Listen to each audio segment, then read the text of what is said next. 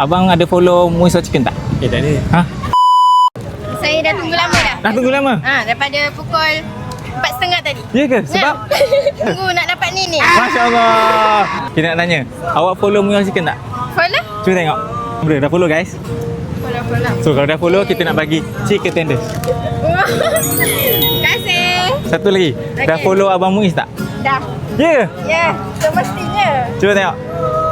Oh. Terbaik. Terbaik. Terima kasih kerana follow kita. Terima kasih. Apa selamat buka? Selamat buka. Selamat puasa dah selamat buka. Ini warna apa bang? Orin. Warna oranye. Warna oranye guys. Okey, terima kasih. Abang ada follow Muis Chicken tak? Tak ada. Ha? Bang.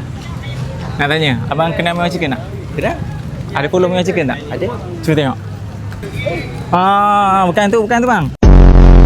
Belum follow lagi. Tak apa.